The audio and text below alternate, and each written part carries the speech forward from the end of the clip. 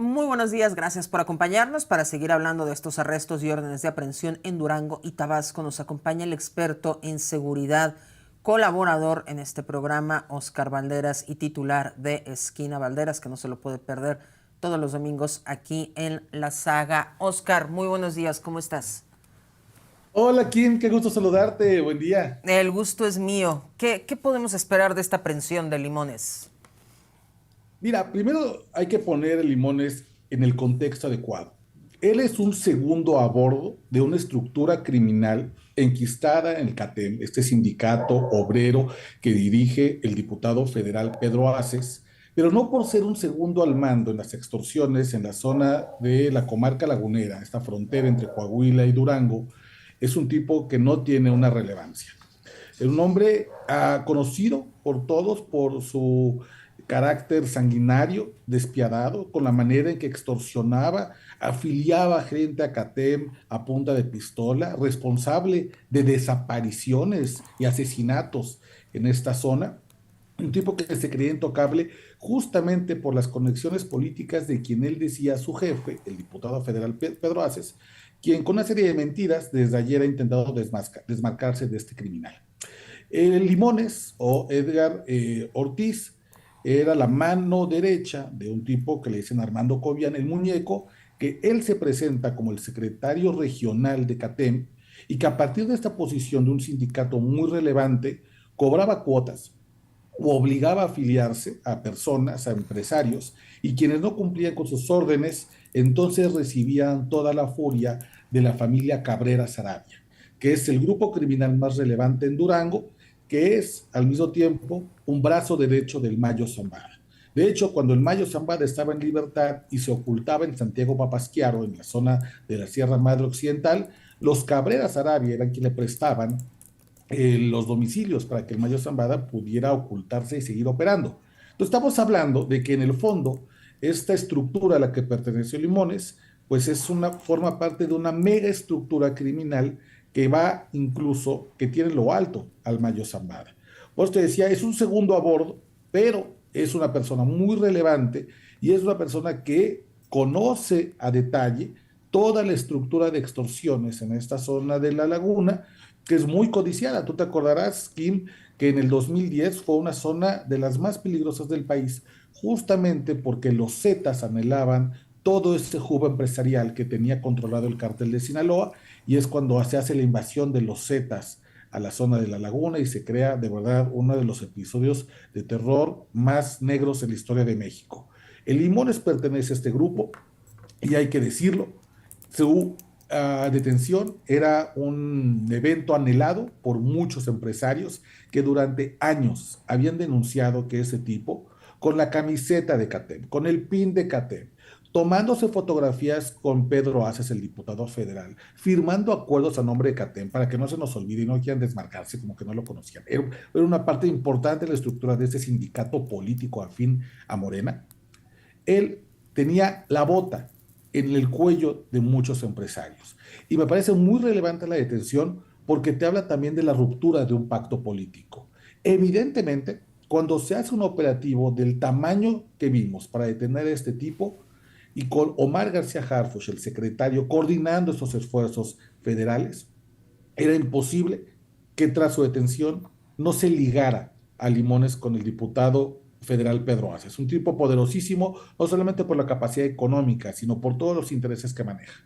Y esto te habla de que seguramente desde lo alto del poder político en México, te estoy hablando de seguramente desde Palacio Nacional, se aprobó que se fuera tras este criminal aunque afectara la reputación del diputado federal Pedro Aces. Te habla de entonces un operativo que no solamente tiene una dimensión criminal, sino una dimensión política, a sabiendas de que esto iba a afectar la reputación de un destacado legislador de Morena. El secretario Omar García Harfuch, de todos modos, le da luz verde al operativo y detiene a este importante extorsionador e intenta desarticular uno de los grupos criminales más sanguinarios en el norte del país. Pues es una gran noticia, ¿no? Porque como bien lo comentas, a pesar de que está, digamos, enturbiando reputación de un importante legislador de Morena, de todos modos le dieron para adelante con el operativo. Sí, y no hay que olvidar que en el operativo no solamente participa la Secretaría de Seguridad y Protección Ciudadana que dirige Omar García Harfuch, participa el Centro Nacional de Inteligencia, las Fuerzas Armadas, e importante, en el comunicado en el cual se anuncia la detención de Limones, se hace un reconocimiento a la participación de la Fiscalía General de la República, que hoy ya está en manos de Ernestina Godoy, que empezó su gestión hasta hace unos días con varios golpes a la oposición. El caso de la reaprensión del exgobernador de Chihuahua, César Duarte, el caso que probablemente ponga tras las rejas más tiempo al exgobernador de Veracruz, Javier Duarte, aceptar esta denuncia por parte de destacados morenistas por huachicol fiscal contra el exgobernador Francisco Javier García Cabeza de Vaca. Es decir, parecía que los primeros pasos de la Fiscalía General de la República estaban destinados a golpear a la oposición. Y de pronto aparece este importante operativo en el cual ya participa la Fiscalía en tiempos de Ernestina Godoy y le da un golpe a un operador criminal que, como tú comentas, tiene una liga directa, al menos en la conversación pública, con el diputado federal Pedro Aces, quien lleva las últimas horas intentando desmarcarse de este personaje, pero basta hacer un viaje rápido a Coahuila o a Durango para saber que todo mundo sabía que Limones formaba parte de la estructura de CATEM, que el propio Pedro Aces tiene fotografías con el Limones dentro de sus oficinas, con el Limones portando el uniforme oficial de CATEM, porque hay un argumento donde dice, bueno, yo no puedo conocer la vida privada de todas las personas con las que me tomo fotografías, yo soy un político, y eso es cierto, Kim, hasta cierto punto. Cuando las fotografías son en plaza pública, en mítines, pues evidentemente la gente se acerca, pide foto, y tú no puedes estarle pidiendo la hoja de vida a cualquier persona con la que te vas a retratar. Pero eso es una cosa. La otra es recibir en tus oficinas, firmar acuerdos con una persona que llega con la camisa de tu organización, con el pin de tu organización, y decir, yo no lo conozco, yo no sé quién es. Adquiere un matiz diferente. Y creo que si realmente el diputado federal Pedro Aces quiere limpiar su nombre y el nombre de CATEM de esta presunta vinculación criminal, que insisto, no es solamente con el Limones. Si uno sigue la línea, es una vinculación con el Mayo Zambada. Fíjate nada más. ¿Quiere hacerlo? Lo único que realmente puede dar un gesto de realmente grandeza política, de estar a la altura de la acusación, es pedir licencia, es retirarse del fuero para que las investigaciones continúen y determinen si efectivamente CATEM fue engañado, si Pedro Aces fue engañado, si le pusieron a un infiltrado del crimen organizado y Pedro Aces es lo suficientemente inocente y cándido y poco experto en la política, que no lo es, para no identificar que el crimen organizado se le metió a la oficina o había una relación abierta de complicidad con el crimen organizado. ¿Cómo ves la coordinación entre Omar García Harfuch y la nueva fiscal Ernestina Godoy? Mira, sin duda se abre una posibilidad de mayor entendimiento. Nada puede ser peor que la era de Gertz Manero, donde era conocido que el fiscal estaba enfrentado con todo el mundo. Vaya, prácticamente desde que inició su gestión en 2019, se peleó con Santiago Nieto, que era entonces titular de la Unidad de Inteligencia Financiera de la Secretaría de Hacienda, se peleó con la gente de las fiscalías estatales. Alejandro Gertz Manero mantuvo una relación ríspida con la mayoría de los actores de la Procuración de Justicia del país, porque él quería que sus asuntos avanzaran. Fue un fiscal que trabajó a partir de la venganza, de los intereses personales, como vimos con el caso de Alejandra Cuevas Morán, con el caso de cómo litigaba, a veces como fiscal, a veces como abogado particular, y creo que la fiscal Ernestina Godoy está en una posición inmejorable. Primero, está difícil hacerlo peor que Gertz Manero. La vara quedó baja, ¿no? Eso es por un lado. Pero segundo, este es un esquema de colaboración que ya conocen. Este es el modelo chilango. Es decir, Ernestina Godoy en la Fiscalía, Omar García Harfuch en la Secretaría de Seguridad y Claudia Sheinbaum en el Poder Ejecutivo. Esto lo vimos en el Poder Ejecutivo local, como jefa de gobierno, como fiscal capitalina, como jefe de la Policía Chilanga, y ahora lo vemos como fiscal general de la República, como secretario de Estado y como presidenta de la República. Es decir, creo que hay una colaboración que además viene con la ventaja de que no hay una curva de aprendizaje. Los tres ya se conocen y Ernestina Godoy se conoce muy bien a Omar García Harfuch. Tan se conocen, perdón, y forman parte del mismo proyecto político que los últimos nombramientos de Ernestina Godoy dentro de áreas sensibles en la Fiscalía es de gente cercana a Omar García Harfuch. Parece que se han puesto de acuerdo, parece que han conversado, que han buscado cómo tener una sinergia entre ambos equipos y empezar a alimentarse para que puedan dar los resultados pues que se necesita o que necesita la presidenta. Yo creo que uno de los movimientos buena onda que se pensaba que iban tras un objetivo noble, y creo que así lo fue por parte de quienes lo impulsaron, fue el movimiento de las fiscalías independientes. Sin embargo, se pervirtió el movimiento en algún momento. Las fiscalías independientes hoy han servido para que, en el caso de los estados, los gobernadores se laven las manos, digan, el tema de procuración de justicia no es mi asunto porque el fiscal o la fiscal es independiente.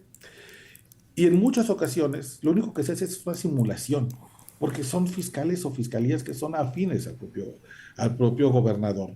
Yo celebro que al menos en este momento haya una claridad, ya no se hagan una simulación y se nos cuente de manera abierta que la fiscal Ernestina Godoy no es independiente. Puede ser parcial, puede ser equilibrada, puede ser honesta, pero no es independiente. Ella está integrada al proyecto de nación de la presidenta Claudia Sheinbaum y desde ahí tiene una responsabilidad con sacar adelante el país y la presidenta es la jefa política, tendrá una responsabilidad en el desempeño bueno o malo de Ernestina Godoy. Evidentemente, yo creo que hay que darle el beneficio de la duda, está comenzando, creo que inicia bien, creo que inicia desmarcándose de una gestión de Alejandro Gertz Manero, pues caracterizada por el tortuguismo, por la lentitud, por las venganzas. Aquí me parece que integra un equipo bastante técnico que en los pocos días que lleva ha dado importantes resultados. Por el bien de México, que le vaya bien a la fiscal. Sin embargo, bueno, habrá que darle marcaje personal y estar vigilante de sus actuaciones. Pero esta participación en la detención de Limones, sin duda te habla de una ruptura importante con el poder político y yo diría, el caiga quien caiga, incluso si el que cae se lleva consigo o arrastra o enloda o raspa a un importante legislador de Morena. Eso es súper importante lo que estás diciendo, Oscar, que se cumpla el caiga quien caiga para pues empezar a limpiar tantos problemas en materia de criminalidad que tenemos en este país. Me interesa mucho tu opinión del atentado del fin de semana en Michoacán. Pues mira, fíjate, yo creo que además uno de los enfrascamientos de la discusión es cómo nombramos esto que pasó en Michoacán, en Coyahuana. Porque el debate está centrado en si es terrorismo o no es terrorismo, justo a partir de lo que pasó poquito después del atentado, que es que la Fiscalía General de la República anuncia que va a perseguir a los autores materiales e intelectuales del coche bomba por terrorismo. Y horas después cambia el tipo penal y dice, no, ya lo pensamos bien, nos vamos a ir por delincuencia organizada. Y este cambio, que además tiene que ser defendido por el secretario Omar García Harfuch en la conferencia mañanera, ha reabierto el debate de qué es y qué no es el terrorismo. Si tú me preguntas, Kim, si esto es terrorismo o no, mi respuesta honesta es no lo sé. Y no lo sé yo y no lo sabe nadie, porque además uno de los grandes fracasos de la ONU es que no han logrado crear un consenso en la comunidad internacional sobre qué fregados es el concepto de terrorismo. México tiene firmados tratados internacionales, convenios nacionales, códigos penales dentro de su territorio, que tienen 19 diferentes definiciones para la misma palabra, terrorismo.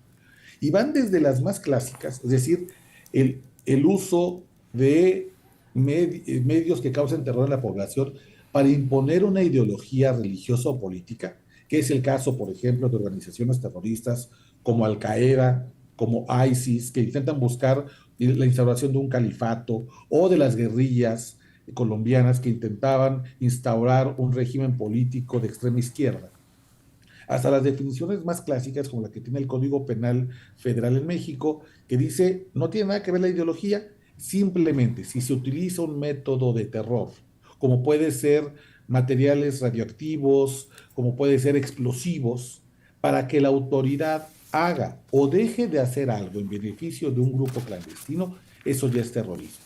Pero como tenemos todo este abanico enorme de definiciones, y si uno va ante el juez y le dice, esto es terrorismo, Y el juez está casado con una definición clásica y le dice, a ver, no me has comprobado que los autores materiales del coche bomba hayan querido o tengan una motivación ideológica, política o religiosa, se te cae el caso. Hay jueces que siguen en esas definiciones trasnochadas y es un riesgo que me parece que la fiscalía sopesó, reflexionó y dijo, mira, mejor no nos arriesgamos a perder el caso, porque ese es el primer caso relevante de criminalidad organizada que le toca a Ernestina Godoy. Entonces me parece que van por delincuencia organizada, que es otro tipo penal, Kim, que a las fiscalías les cuesta mucho trabajo explicar. Porque la delincuencia organizada tienes tú que comprobar no solamente el resultado del hecho delictivo, que es el daño en propiedad ajena, hasta el homicidio de personas, sino además la colusión, la cooperación, la manera en que se articula una célula delictiva de 3 o más personas que actúan bajo el mismo esquema y con el mismo objetivo. Va a ser complicado para la Fiscalía General de la República comprobar delincuencia organizada. Hay quienes nos preguntamos si habría sido más sencillo que simplemente se le persiguiera a los autores intelectuales o materiales por homicidio calificado, que es un delito que se castiga hasta con 50 años de prisión. En los hechos puede ser una cadena perpetua. Si la persona detenida y sentenciada tiene 30 años, pues saldrá a los 80 años. Pero se trata, por un lado, del primer gran reto de la Fiscalía General de la República en términos de criminalidad organizada. Segundo, reaviva el debate de qué está pasando en Michoacán, en un momento en el que además sigue muy abierta la herida del asesinato del alcalde de Uruapan, Carlos Manso. Y tercero, devuelve la mirada a estos métodos que creíamos superados por parte del crimen organizado y que siguen entre nosotros. El primer coche bomba en la historia moderna criminal de México ocurrió hace 20 años. Por cierto, un atentado fallido contra el Mayo Zambada que quisieron poner los Arellano Félix en Guadalajara, Jalisco. Y este método que pensamos que ya había sido, que estaba caduco, porque han llegado nuevas tecnologías como el dron explosivo, al parecer siguen entre nosotros y siguen siendo un motivo de preocupación de seguridad nacional. Le tocará también a la Fiscalía General de la República, me parece, encabezar una reflexión importante. El uso cada vez más frecuente de explosivos por parte del crimen organizado, tanto en drones como en coches bomba, como en minas terrestres. Minas terrestres que ya hemos visto en la frontera entre Michoacán y Jalisco y que este fin de semana vimos que mató a un campesino en el norte del país, en Doctor Cos, en Nuevo León, muy cerca de la frontera con Tamaulipas, muy cerca de la frontera con Estados Unidos. Es que yo digo, ese es un abanico para como saque del tema del coche bomba en Michoacán. Oscar, muchísimas gracias por tenerte esta mañana aquí con nosotros. Gracias, un fuerte abrazo. Un abrazo, Kim, buen día. Hasta gracias, pronto. Muy buen día. Y pues sigue habiendo desabasto de medicamentos para cáncer. Vamos a hablar de un caso muy especial. Nos enlazamos con Jennifer. Ella es la madre de Caroline, que justamente nos va a contar el caso de su pequeñita. Jennifer, muy buenos días. Gracias por estar con nosotros. Hola, buenos días. Cuéntanos un poco, ¿qué es lo que pasa con tu hija Caroline? ¿Cuántos años tiene? Mi hija Caroline tiene 2 años. Fue diagnosticada con neuroblastoma de alto riesgo en el mes de